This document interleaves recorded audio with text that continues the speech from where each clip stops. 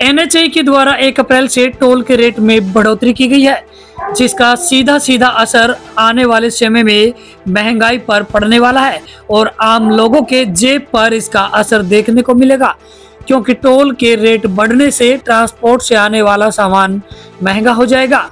इसलिए कि टोल के रेट बढ़ने से न केवल चालकों को फर्क पड़ेगा, बल्कि आम जनता पर भी इसका असर देखने को मिलेगा, क्योंकि टोल के रेट बढ़ने से किराया भाड़ा बढ़ेगा और अगर किराया भाड़ा बढ़ेगा तो लाजमी है कि महंगाई भी बढ़ेगी। अब चालकों के साथ साथ ट्रांसपोर्टर, व्यापारी और गृहिणियां भी बढ़े हुए टोल रेट का विरोध कर रहे हैं। देखिए हमारी एक खास रिपोर्ट।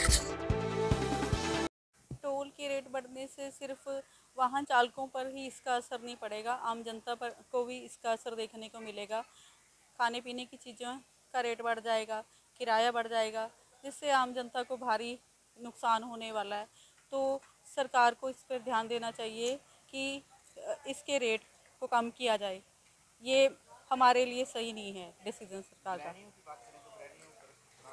गृहिणियों पर ये असर पड़ेगा कि जैसे खाने पीने की चीज़ें महंगी हो रही हैं तो उनके रेट बढ़ते जाएंगे, फिर बजट डगमगा जाएगा हमारा।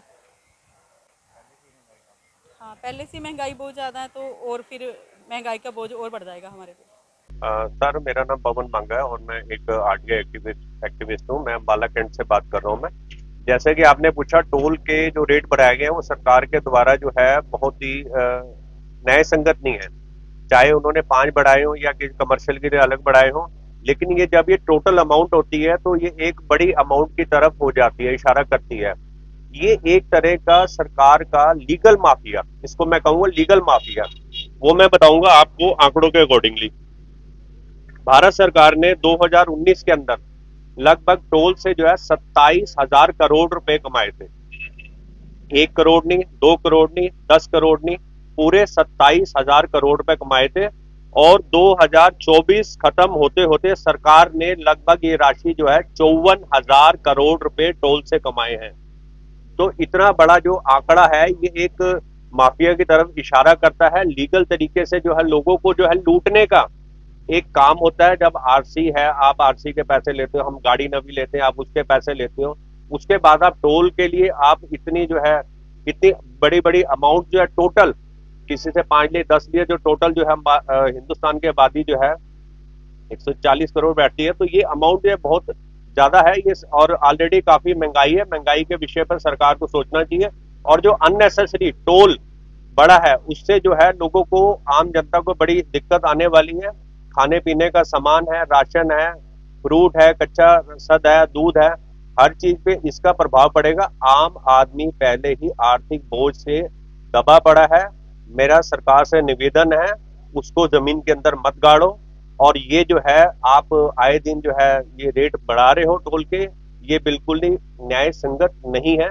मेरा ये सरकार से निवेदन है, इस पे पुनर्विचार किया जाए। मेरा नाम राकेश छाबड़ा है जी। मैं अम्बाला कैंट सब्जी मंडी से बोल रहा हूँ।